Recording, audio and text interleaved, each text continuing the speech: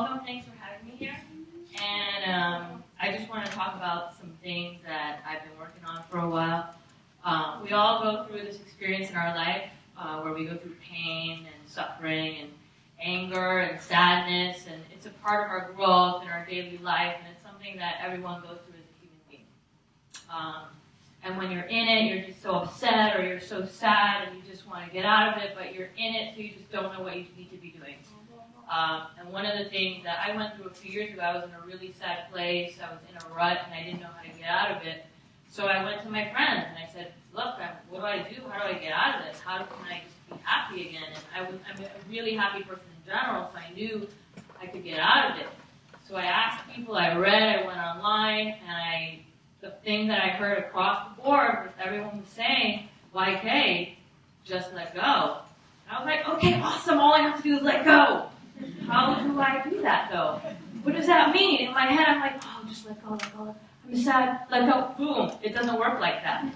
So another thing that I kept on hearing was non-attachment, non-attachment. I'm like, okay, that means not being attached. Again, a big concept up here, but how do I apply it to my everyday life? So my vision was to try to make that happen in real life. So what I did was I discovered through my journeys is sometimes when you have nothing, it's when you have everything. What I started was a project I called my 365 release, which basically meant for every single day for 1 year, so for 365 days, I gave an object away to someone. And this, I didn't know if it was going to make me reach this awesome thing called non-attachment, but I had to start somewhere, so this is where I started, giving one thing away every day. And because I had never done it before, I never really heard about it, I figured I would give myself some guidelines.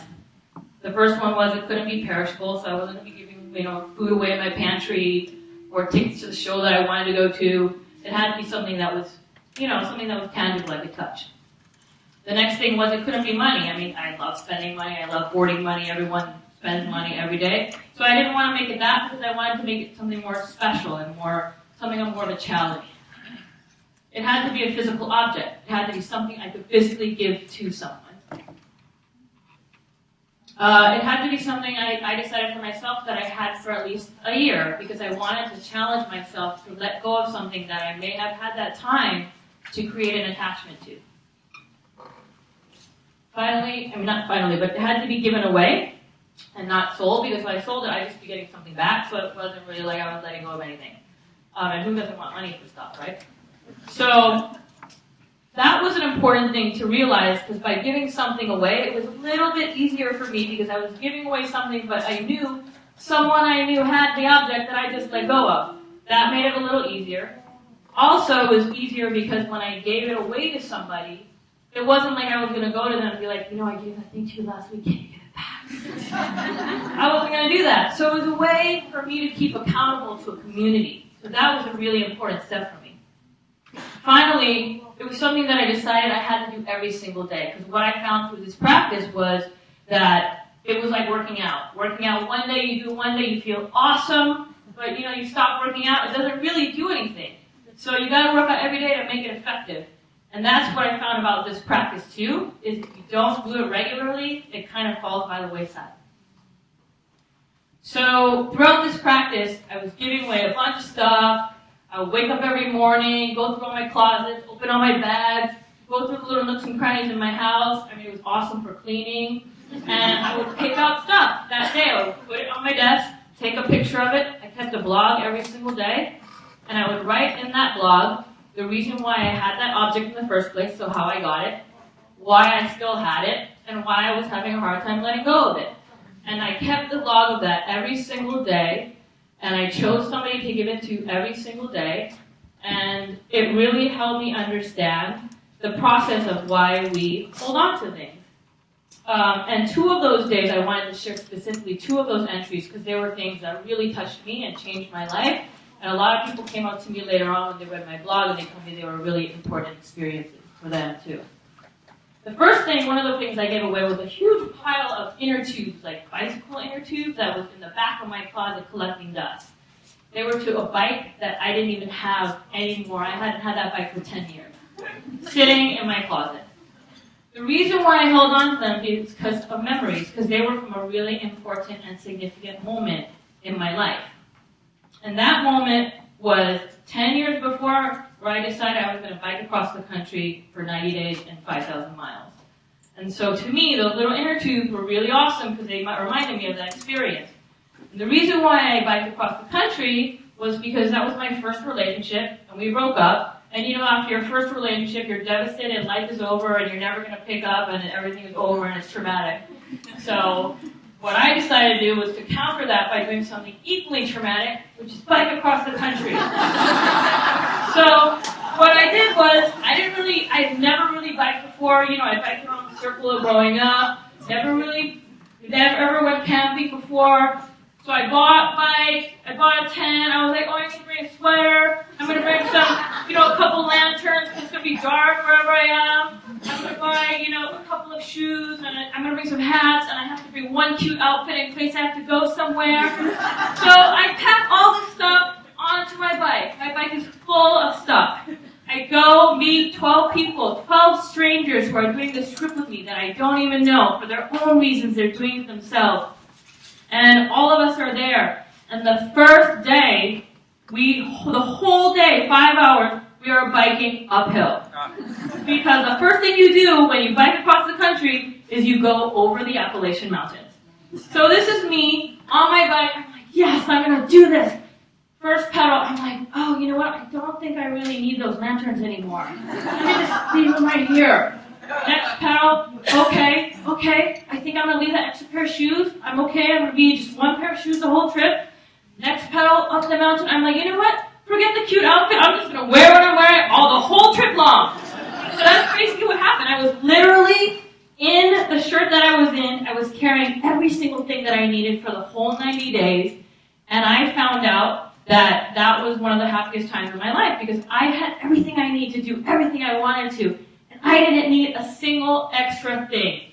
One of the things I learned, here's me, I'm just super happy. Because that was after we got over the Appalachian Mountains and after I figured out what I didn't need. So this is everything I needed on that trip. Something that I learned quickly, as you can see, is how to get rid of things that we think we need, but it's actually stuff we want. It's not actually stuff you need.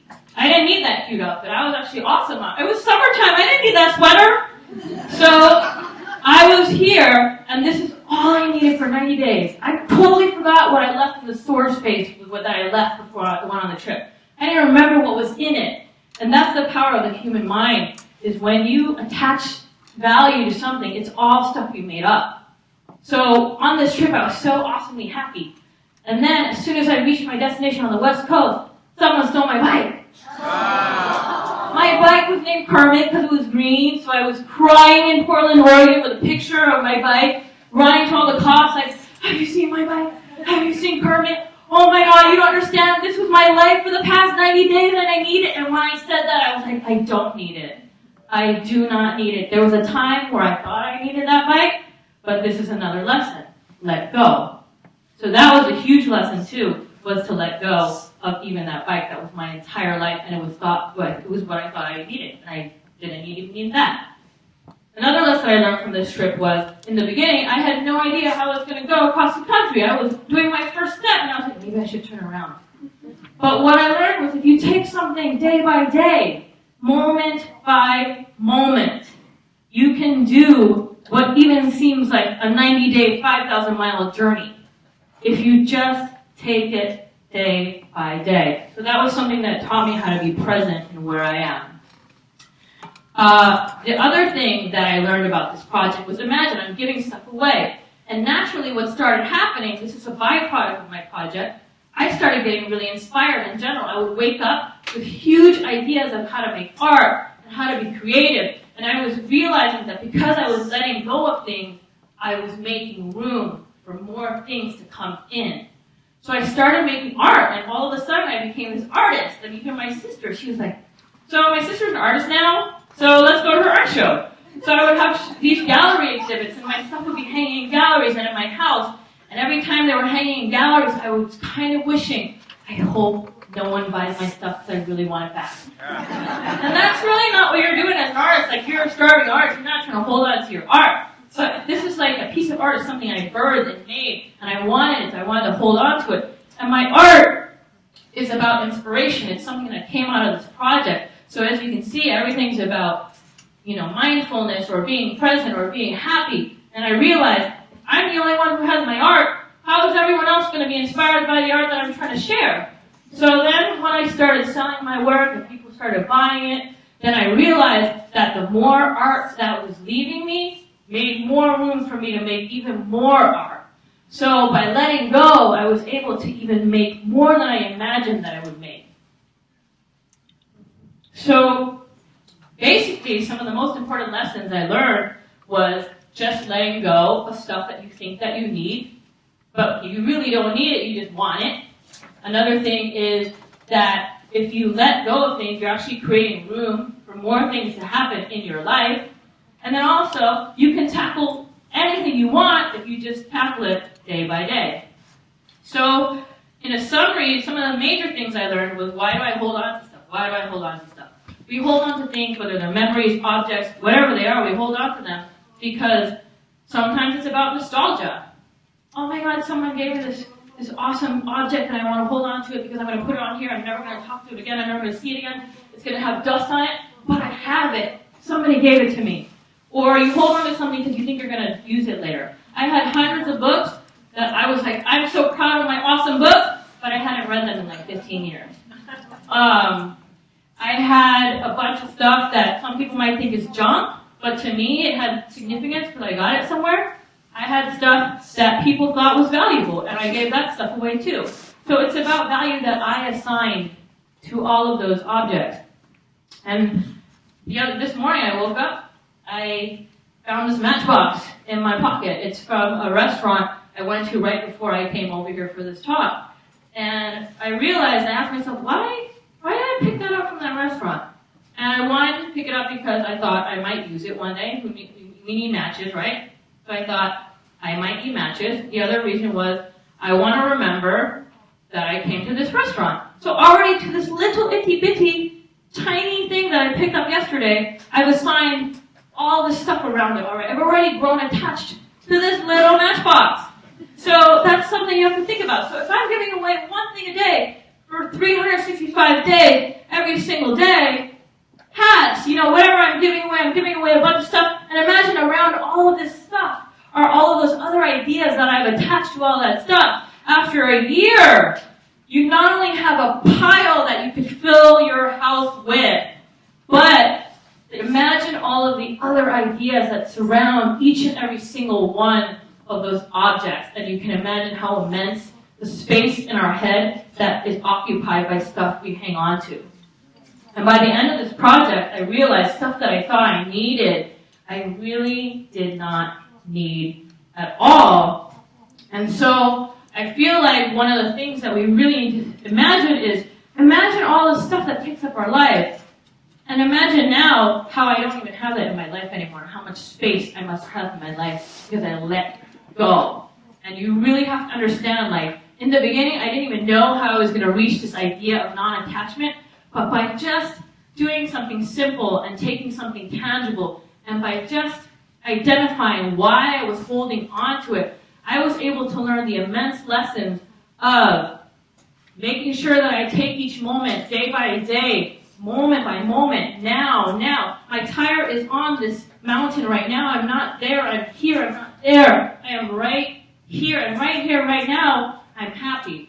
I'm not worried about something that's coming up. I'm not obsessing about something that happened in the past. I am right here. The other lesson that I learned, as I said, was that if you are giving something, like I gave some stuff away, it's actually the same thing as receiving. Letting go of stuff, I made this much room in my head. I made this much room in my house. So when I go back to what I remember when I first started this project, I remember, oh my God, my friends were telling me, that's right, they were like, it's so simple, you just gotta let go. And so, that's what I learned about sometimes when you have nothing, it means you can have everything. And that's why you just have to let go. Yeah.